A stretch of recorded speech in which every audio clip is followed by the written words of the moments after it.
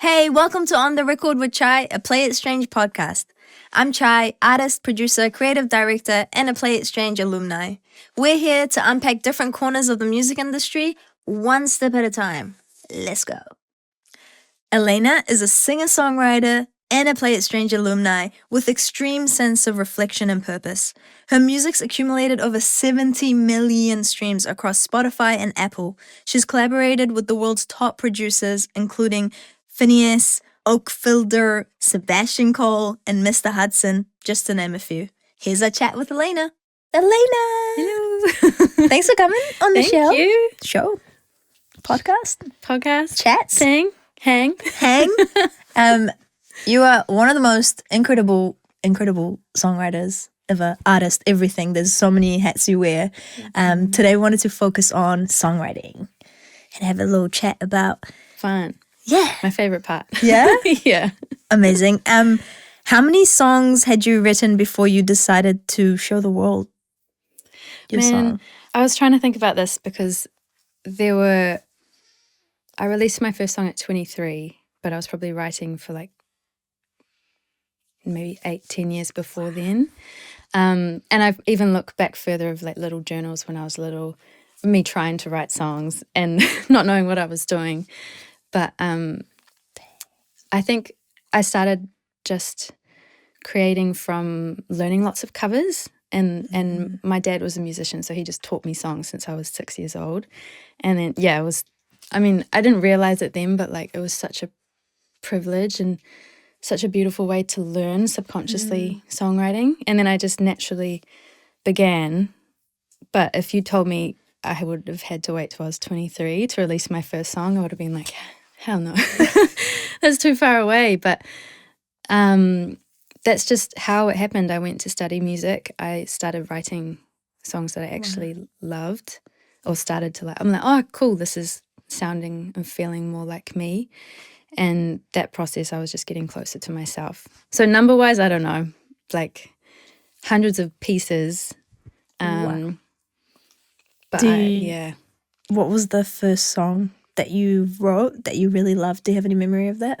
I remember this was when I wrote a song called Bliss. And that was a song that came out on my first EP, but it was one of the first ones I was like, oh, cool, this is feeling like something. Like I've been writing and I was like, I don't like what I'm writing. And I preferred singing other people's songs. But that one felt like a real pivotal moment of like, oh, I actually enjoy this song. I want to sing it. Yeah. Oh, such a good song. All of your songs. What's the biggest shift you've noticed in your songwriting style in the past, believe it or not, 15 years? Yeah. I think as I was saying, like I think I learned subconsciously how to write songs based on just learning other people's songs. Like I look at my first song for Play It Strange, which was pretty much the first song I finished because it was a competition, and that deadline actually helped. So deadlines are good. But I look back at it, I'm like, that's a well-written song. Like I had the structure. I didn't know what I was doing. I didn't know what a pre-chorus was. I didn't know the melody for the chorus needed to be different to the verse or whatever, but I did all of those things. And then going on to study music and like falling in love with the craft, and which I was like, oh my gosh, I get to study something that I'm actually passionate about. Like it blew my mind learning the tools of songwriting and all the things that the greats do, and like looking into like a Bob Dylan song where he just was using a rhythm of a nursery rhyme, and I'm like, that's genius. And like all of these techniques of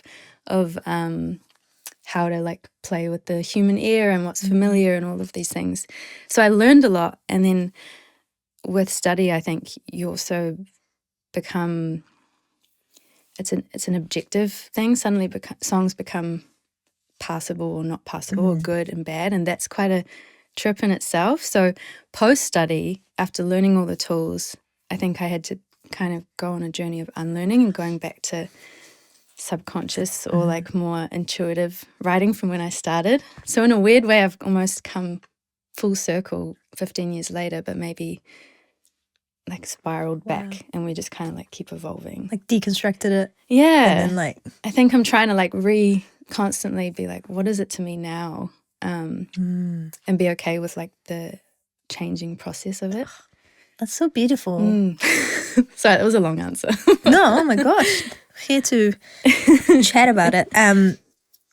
So when it comes to collaboration, do you find that it improves your writing ability, and what have you learnt about yourself as a writer when you collaborate with other people? Yeah, I think collaboration has taught me so much. I kind of approach the studio spaces like, what can I learn from this room today? And I've just been so lucky and privileged to be in such amazing spaces with so many different songwriters and producers. And I can confidently say like what I've learned from each one. And yeah, I feel like I'm just an eternal student to songwriting and the craft, and I love it so much. I love seeing how other people lean into it, and not only based on like their techniques and their tools and how they write, but also how they see songwriting and how they see the art form, and these like incredibly rich conversations you have in the studio, which we've had before with amazing producers, and there's just something so special and sacred about the songwriting room that I can't find that anywhere else. I agree. It's like the side of you that kind of comes out dependent on the environment. 100%. And the environment is also other writers. Yeah. So it's like... And I think, you know, when you've been doing it so long, you realize that the small talk stuff is just kind of a waste of time. So we get better at just going there straight away, going to like the deep places that I'm like, well, that's where we write from. So and we all kind of maybe have this mutual respect and safety that you kind of pick up from everyone in those spaces. And I honestly, like, probably the coolest thing is to see everyone's doing the same thing. Like, I don't know how many millions of, probably millions of people every day turning up and writing songs. Like, it just feels like such a noble pursuit. Like, we're all doing this, trying to find the song and whatever that means to us.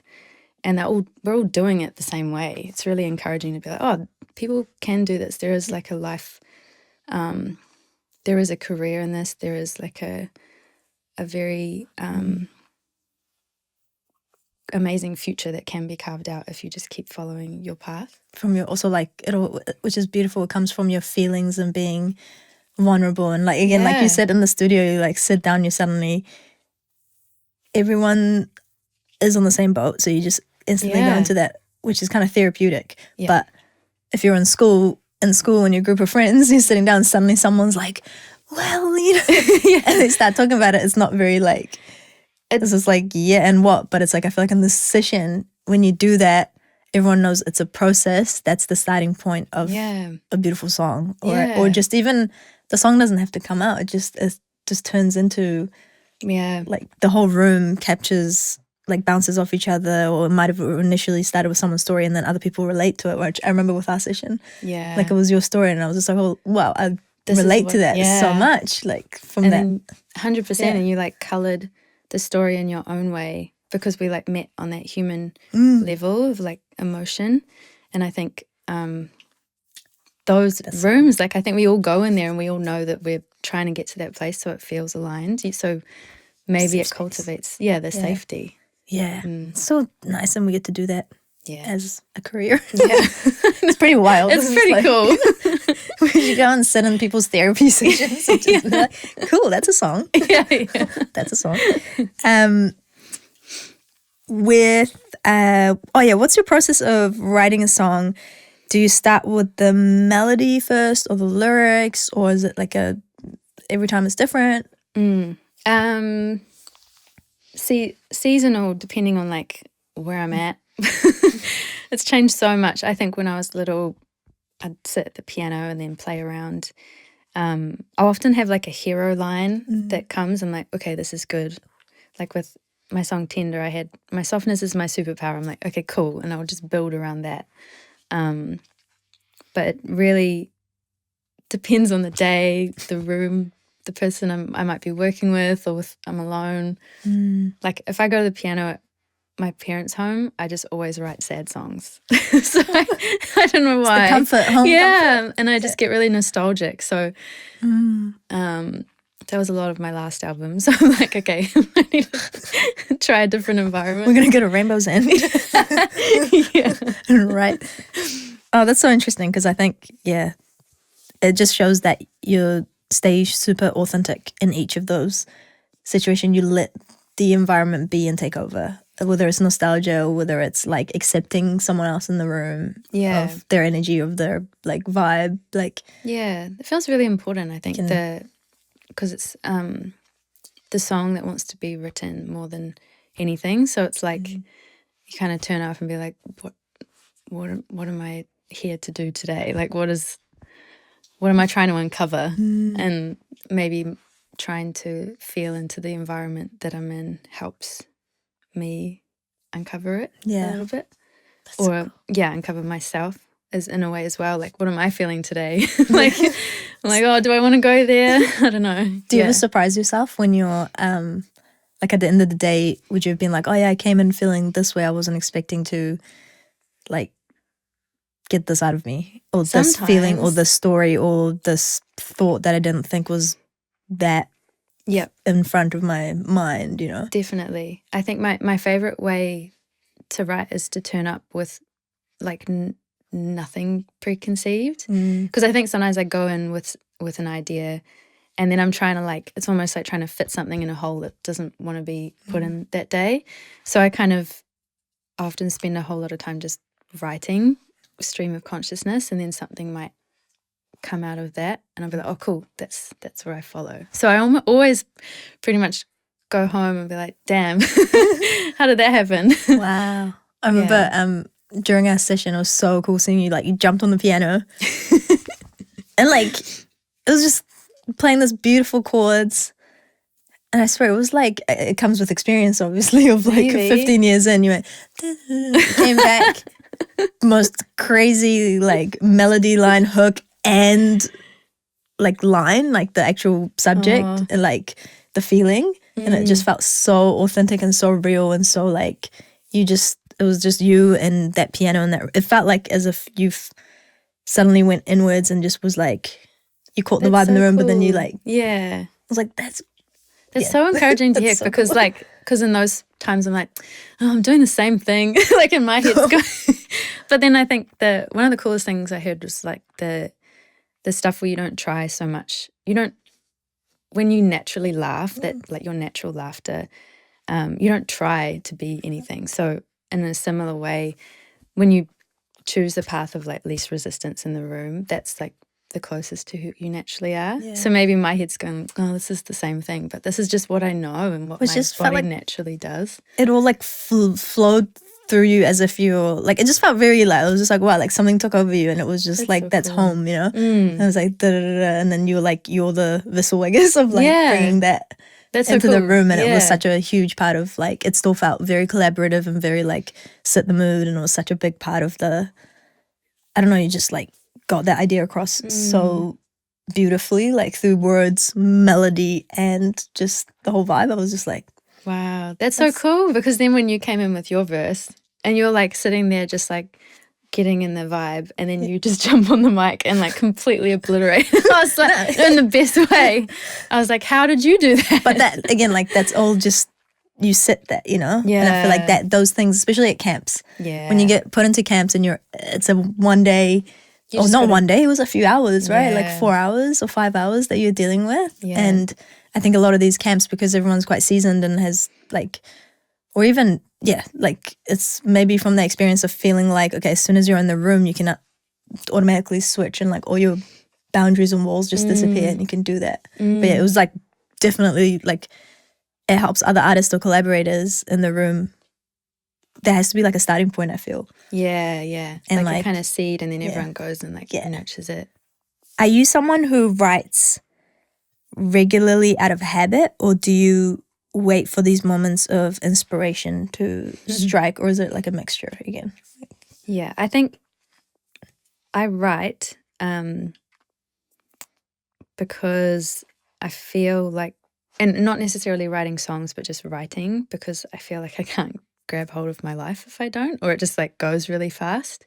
So I've always really leaned on journaling as like my center of gravity in a way. And I think a lot of ideas have come from just trying to use that ritual in a way.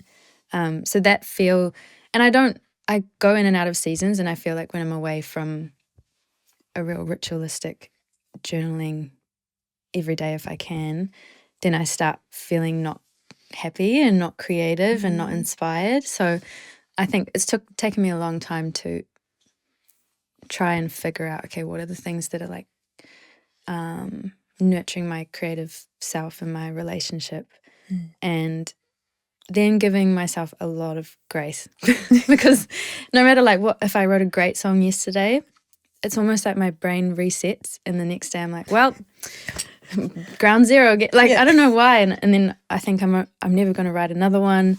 And it's just these constant walls. So I have to do a lot of work to like stop being so hard on myself and be more seasonal. I think that's really helped to have really amazing creative periods and then rest. Like, it's really important to not expect so much of that creative self, because I realized, or for me anyway, that it's like a lifelong relationship, and how I've been treating it is like, what are you going to give me today? You know, give me more, da da da. And that person doesn't want to come out and play. It doesn't want to. It feels like abusive in a way to my creative self or creative whatever it is. So now I'm trying to be more like, how would I treat someone I love, and how would I, or really want a lifelong relationship with, you know, what does that look like? How would I speak to them? What would I expect of them? And would I really push them to their limit like I have, or expect so much, or just be so critical? I mean, I say that, I'm still working on it, but that's been a really big discovery in terms of my writing process. That's so beautifully said. Your way with words. Oh my gosh. And it's kind of, I love how you say it, like you're treating that side of you. It is be kinder to ourselves, be patient with ourselves, and it is a two-way street. Like, I love how you've like look at it as two different, I guess, like two different sides of you. Is like be kind to that, and don't always take from it. Yeah, the side that's creative and giving you so much on that side. Yeah, it feels like I think it's a kid, like a kid. And a therapist once said this to me years ago. She was like, imagine if you were a little kid and you presented this picture that you'd drawn of a cat or whatever, and the parent goes, oh, that's a terrible cat. Like, you wouldn't want to keep drawing, you know? So it's, I think in a way, if you write a song and then your critical self is like, oh, what a terrible song, then you'll be like, of course you'll want to not want to turn up the next day and try again. When I was at Mains, I was studying for 4 years in the end, but we had a songwriting lesson by Buzz Moller, who's like a legend in the music industry. And he said something really cool, which I still remember, which was writing songs is like digging for gold, and to get to or digging for diamonds. And to get to that, you have to dig through dirt. So like each song that you're not a fan of is just a form of that dirt that gets you closer to the diamond. So you actually need to be like grateful for it. I was like, man, that was the best advice. That's at 18. so good. Yeah. Because you might be, that's so well put, is because sometimes you might be digging for years and you might be just this far away from the diamond when you 100%. stop writing, or when it feels like, oh man, I'm just on a streak of writing so many bad songs. Yeah. But it's really just... You're just trying to get to that one. And I can think of so many songs where I was trying to write that kind of song for years, and I have 50 different versions of that song, but I finally got to it, you know? So it's... The kids growing up. Yeah. But I always say, like, being in the studio, like, especially similar with, like, when we were in the studio with Ninth Wonder. Yeah. Like, a kid in a candy store, that was that man. that was the coolest thing about that whole camp was, and especially like being from New Zealand, like we're all like, oh, mean, you know, like someone kills it on the mic and like, oh, that was sick, you know. But Ninth comes in and he's like banging on the walls and like dancing and just like completely, I don't know, celebrating everyone in the room. And he meant it. And he meant genuinely, like not even just like celebrating. You can tell his love for music was still. He's in a studio. He's a legend. He's done the biggest things possible, right? Yeah. But all of that was like, you could tell like probably when he started, he probably had the same like, because some people can lose that over time where it becomes very like, okay, now I need to write this and write that. But it was still. It was so pure. Yeah, exactly. And it almost 100%. It was like you could see his why so clearly of why he probably started from that same like essence. And but he could retire and never write again if he had a different intention. But man, it was so encouraging and inspiring to see and have that energy in the room. I'm like, oh, music's supposed to be fun. Creating is supposed to, like, it can be really fun. Yeah. And you can run off pure instinct. Like when you're such a master at your craft like him, like he's done the thousands and thousands and thousands of hours. To see how quickly he made decisions was amazing. So he like, oh, cut that line off. Yeah, that feels good. And I'd be like, what, the line? The vibe, just feeling. And it wasn't like surgical. It was more like he's vibing and he's like. Yeah, literally that. Like, no, make that. That's it. And then he goes on and dances. It was so cool. So cool. That's definitely like what I like look up to and want to like inspire to, like I want to never lose that. Mm-hmm. I've always told people I'd never want to have a bad relationship with music or end up not liking it. So I protect it at all costs. If any time it feels that it's becoming a chore or a job or I take a step, I like give it space. Yeah. The kid go back. That's beautiful. Like just protecting it because I know I would never want it to be as the one thing in my whole life that's been the constant, which I know it's been for you too. Yeah. So it means so much to us, and it's always like that. Yeah, it's like such a big part of who we are. So it's like we constantly like protect it and make sure it's always like fun. And I love that. It's like you're like fiercely like a lioness protecting its cub. You're like, you know, don't come near it. Don't make it jaded or I don't know. Just, you know. Yeah. It's important. Man. I love this chat.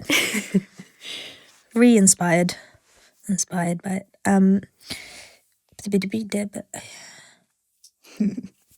La la la la. I did the habit one. Oh yeah.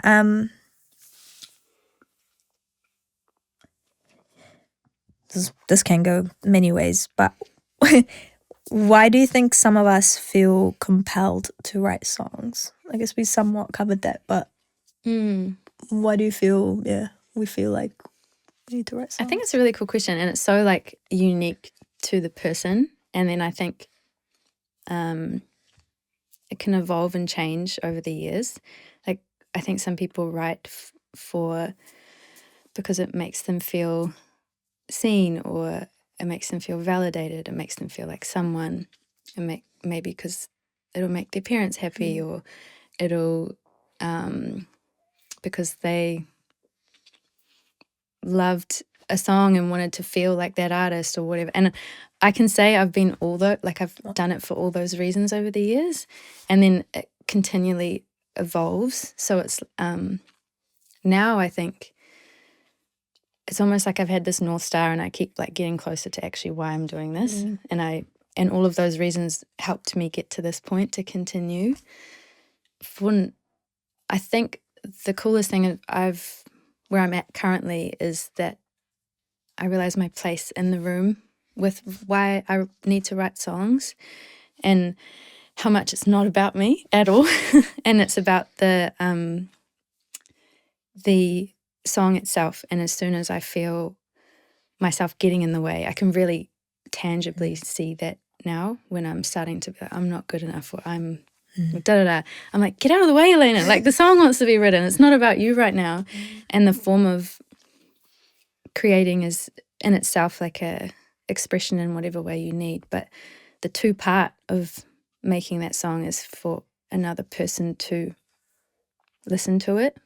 And I think the act of sharing art and what it's always been for millennia is about human connection and helping someone feel something in the moment that they hear it, or feel have like almost like a handhold as like a doorway to go through to a feeling that they might not have been able to get to on their own, or at least it makes it easier to, if that makes sense. So it's almost like, I always heard people being like, oh, you know, it's such a gift to make music or have a voice or whatever. And I'm like, oh, cool.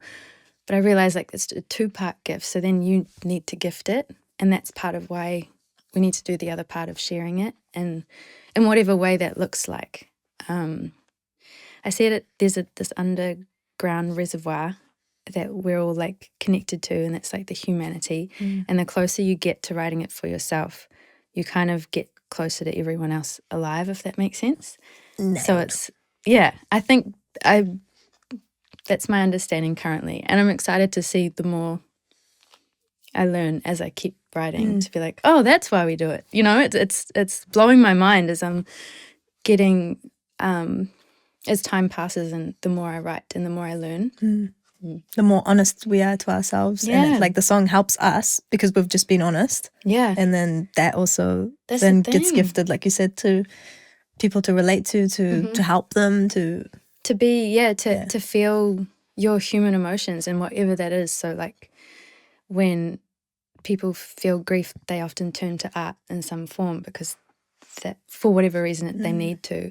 I think it's like a portal, like the fastest way to get to somewhere. So like same with joy, same with feeling powerful, feeling angry, feeling like just having fun with your friends. Like I think it's such a quick channel. So that's why all forms are great. It's like a scent, right? It's like another, like, well, like, oh my God, so well said. A portal like into, it just.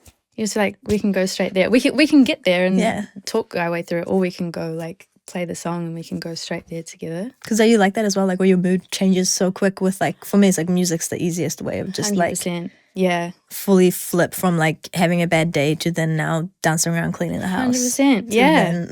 And then I can be like, oh, I'm about to cry for 3 hours. Play this music to accompany to help me cry faster. Yeah, exactly. Get through the emotion faster, I guess. Yeah, a way to process, I guess, you know. In the beginning, maybe for the artist, it is a therapeutic thing, and then it ends up being therapeutic for others. 100%. So regardless if you're a consumer or if you're the writer. Yeah. Just like, take what you need from it. And so I think it's a gift. Yeah, so your songs feel super personal. How do you decide what you want to share and what you want to keep to yourself? I really love this question because I think I've kind of learned on the fly with this, and am still learning to like carve out my own boundary around what I share and what I don't. I think because I have had experiences where I've given all of myself to maybe music or a body of work, and I've actually felt really cut open in not like a safe way. And what I realized that it was nothing to do with the music itself, but like maybe the intention behind. Like it's almost like I put it out to this, and I didn't really know what I needed back, but whatever I needed was actually impossible to get back anyway. Wow, yeah. So got chills. Yeah, but I think and it really like hurt, and I felt grief and all these, because what I thought I was learning was the more you give, the more you get back. Or, you know, if I devote all of myself and put my entire being into this, maybe, but I'm like, what do I want back from that? Someone told me it's the difference between vulnerability and transparency. And when you're vulnerable, you kind of put yourself out. But when you put music on this big platform, no one actually can catch you how you need to be. That's kind of a space you do with people you love. So anyway, I need to more so set an intention with myself, be like, the song was this for me, but the moment it's out, it's not that what it is about to anyone else. Actually, it's for them and what it needs to be. Not for them to give you, yeah. Yeah, like, unless give maybe you you're wing. Taylor Swift and everyone wants to know like every part of your life. But in a way, I'd probably assume she is would have those boundaries like within herself and lets the law or whatever do its thing. But It's like managing expectations, I guess. Yeah. Of like, yeah. it's such a like personal thing I have to do that no one else really cares about or like sees. But I think it's just for my own like well-being. Yeah. Something that really helped too was a producer I worked with, and he's won Grammys and stuff. So like, and he's been doing it for so many years. Who was this? Oak. Oh, God. So, he just gave so much amazing advice. I got to go to this really cool writers camp, and he asked me, he said, when you think of your favorite song, do you think about the artist or do you think about yourself?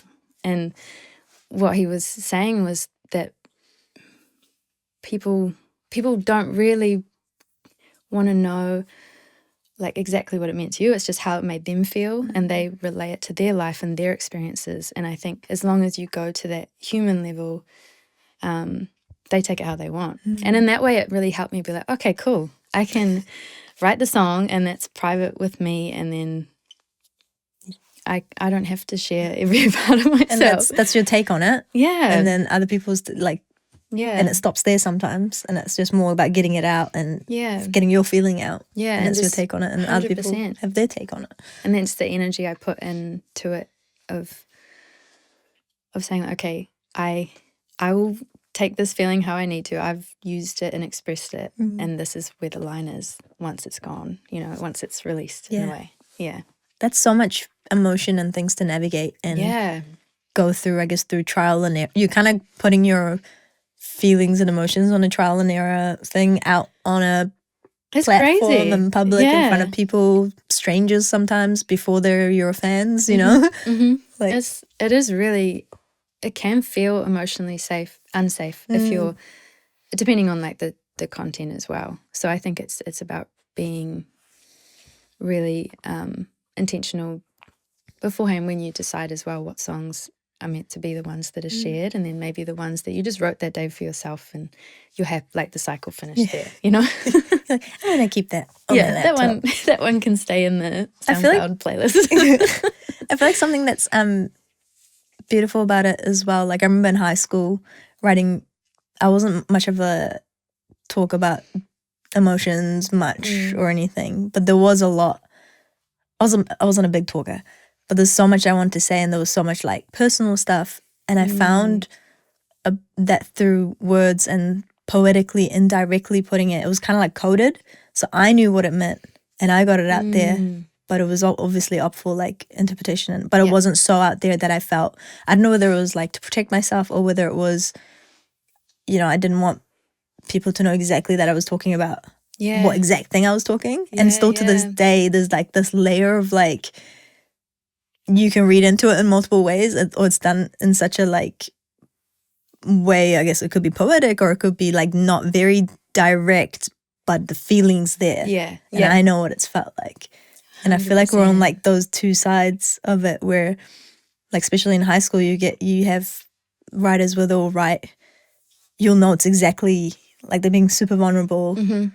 But would you say if they, there's those different ways of writing, I guess if someone's not ready to straight up say they don't want their mum to hear it or the dad to hear it, or, these are some real like, but it's their therapy and they want to write it.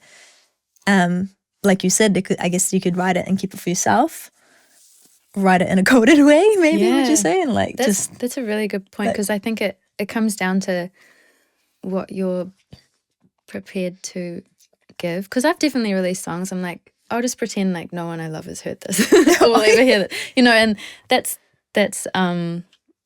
not true. But I think it depends, like, what do you want to do on behalf of like yourself, and then on behalf of the art form, and then sometimes I think you just have to learn like in real time.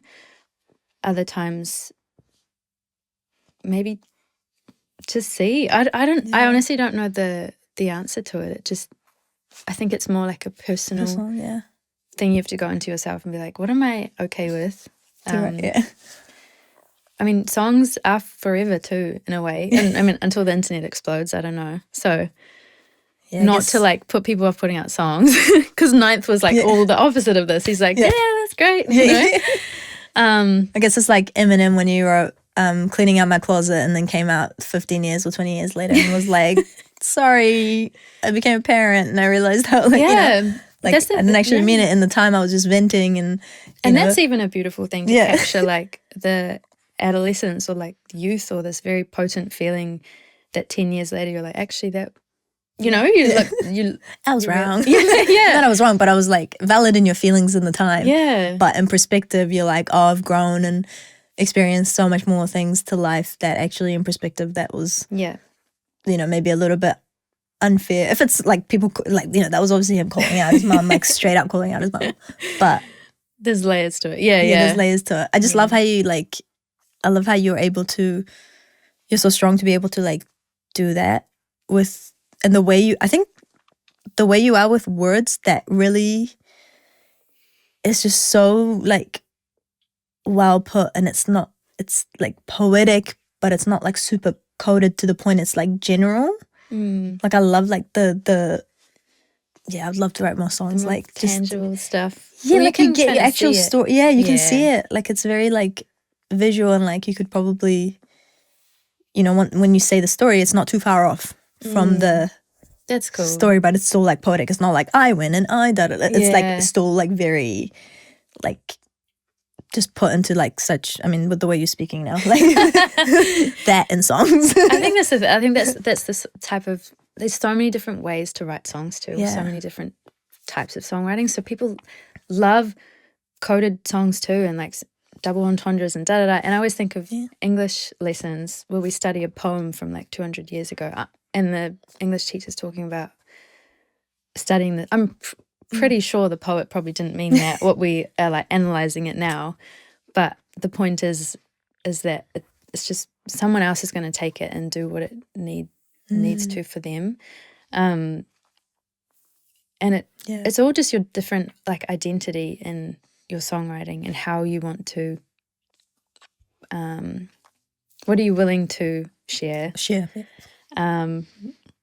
kind of simple, right? Like, what are you willing to so share? what are you willing to share, and how do you want to share it? Yeah. And then in those portals, which one do you kind of fall into Yeah. roughly? Are you like the bring the party on, Yeah, or what do you are want you people just to like, feel? I'm crying, you're going to cry, we're just, we're do it both crying.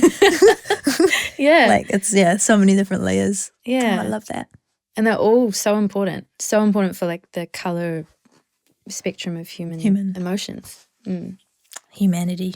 I think we did, what do you think makes a great song? Which is, it's a good question. Like, what, Yeah. maybe we'll take a more personal approach of like, what do you personally think makes a great song for you? I've always loved, it has to like hit me in the gut, like in the chest. And I think I've just always loved lyrics, and then paired with a melody that also does that, because you'll hear a song in a different language and you still feel it, you know, when that's like the ultimate marriage of lyrics at their best and melody at its best. And I mean, I heard, it went viral on TikTok, but someone singing Girls Just Want to Have Fun recently, and I actually heard the lyrics for the first time, and I was like bawling my eyes out. Be like, what? That song is incredible, you know?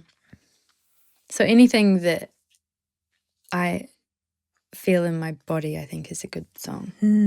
Feeling driven, just like. Yeah, and in whatever feeling that is. I mean, my easiest way is like, I don't know, I lean towards the stuff that makes me cry. Even like with joy, I don't know. Just like pure, I think more like vulnerable, pure emotion, whether it's a happy or sad, you like the person to person kind of. Yeah. Maybe more. Something that feels like the intimate. Yeah. A human to human, like stripped. Raw. Yeah, raw is the good word for it. Probably that's like. what I feel drawn to. Yeah. I love that. But that's also exhausting. Sometimes I want to listen to songs that, like Jungle is one of my favorite bands. Yeah. And I just want to like feel good. It's like a wash of You're like, I'll write this, but then I'm gonna go. Yeah, and then I'm gonna go dance at a jungle concert. And I think just based off, like, you know how you said melody, lyrics, something that makes you feel. How big of a role do you think the delivery of the performative part of it is? That's actually in that. Yeah, that's just such a good point, because I think that's maybe is that 3, 4? Anyway, Yeah, that 3, would that's be 3. like Yeah, the so holy melody, lyrics. the hat trick of things, because like when you hear a cover of a song and you hear the lyrics in a different realm, you're like, what? You know, I think the performance can change the color of everything. It can make a really happy song sound sad, or vice versa. And I think that's so powerful, how one song can have so many different hats in a way, or it could put on a different outfit. Character, yeah, different character, and mean something completely different. So it's almost like more dimensions you can uncover. And the performance has to do justice to those like 3 core factors. And whatever that performance looks like. Because I think those are also some things like we learn about ourselves as we write more songs and record more songs, is how to. Because I think as soon as there's a mic on, you got headphones on. When you're earlier in your career, when you're just like recording songs, you're getting used to your voice. You're getting like, sometimes you're like, oh, I need to sound good or perfect. I want to sound like that person or this person, and then you might have the lyrics down, melody down, but then maybe the I think it's one of those that's like the other thing that develops with you when you can just turn it on in the booth, and be like, you're there, full emotion, like you're experiencing it right there. 100%. Yeah, I think that's the thing that some people are really good at developing that so early, or just like they can do it really quick. I was not. Yeah, I think I took a long, or maybe I didn't know, or was trying to figure out who I was, and maybe I just needed to go back to when I'd just sing and not think. But I really, it's really good you brought up the comparison thing, because I think it's such a huge part of the journey, especially when you're starting. And I was like that. I was like, I love Paramore. And then I was like, I need to be Hayley Williams. And then I was like, I love Ellie Goulding and I need to be her. And I'd just keep falling in love with these artists. And then it was coloring my like writing style in a really cool way. It was almost adding to it. But I realized what I was drawn to in all those artists was they were so innately themselves, and that was the thing I was drawn to, not their style. No. And so that once I realized that, I was like, oh, I just need to find what feels like my core is, and that's the best way I can pursue this, because anything else is not going to. I think it's a dead end in a way, whereas this way is more of like a eternal. Because your music's pursuit. Like clearly you, like, again, it would have been a journey, but it's just like, it's 100% like when you listen to your music, it's just like, that's cool. You're not being anyone else but you. And I think, that comes with so much, like for, let's say like high school students or people just getting into writing and stuff like that. It's like some of those things, can naturally sometimes come from people, but it's okay to figure it out, I guess, 100%. As well. Like all the time. All of those are really important. I think it's cool to be inspired by people and learn skills, like how to make your voice be breathy. So it's like, or like how to make it, and those are like, okay, I know my voice can go into that space now. I know my voice can go into a more raspy. I know my voice can do this. And then those are things, you're just finding your limits and the points, the qualities of your voice that it can reach. And then once you just tap into the emotion, those things are just, I guess, part of the... Totally. They're like almost a toolbox. It makes you, toolbox. You have like a wider horizon of like your own artistry, and it's all been a part of it. And Sam Smith, his early stuff was what made me really want to learn my voice and be able to go more in like a soul direction. And thank goodness I came across his those songs and wanted to learn them. So it's all important stuff. And I think allowing yourself to just be where you are at, and that's perfectly okay. Finding yourself. Yeah. Okay, for the final question, I guess this was kind of like roughly what we were talking about just before. What's your number one tip for an emerging artist that they can start doing right away? I think find your why. You could like sit down today and be like, not what I think I should be doing this for, but what am I doing this for right now? And let that be your guide for as long as it needs to, until it changes. Let that be your North Star until it reveals itself to be something else. Because I think as amazing as the climate is, it's also overwhelming, and there's so much advice, even from coming from all angles, and so many strategies and platform platform advice and best practices, and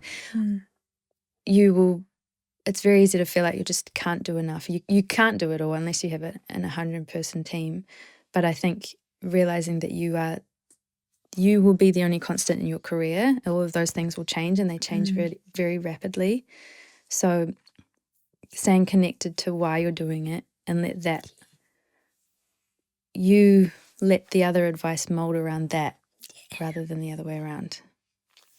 Because, that's great advice. That's such a great advice. Longevity of just, you know. It's forever. Like, you can't burn yourself out. Otherwise, it'll be a short thing, and that's heartbreaking. I really think that we're creative and we never stop being creative. So we just keep going. Yeah. Find your way. In whatever way that is, and it changes. And I really respect also the friends that were artists, and then they're like, actually, I want to move into directing videos, and realizing the creative path has so many avenues. You can express yourself so many different ways, I guess, if it comes down to just expression. Like maybe your why is like, I just want to make people feel good. And then, I don't know, you just follow whatever that is. Yeah. Yeah. Oh my God. Such good chats. Great Thank you so much. I love it. Love you. Oh my God. Love you. Love your work. Love everything. Play It Strange alumni is in the house. Thank you so much. Thank you. High five.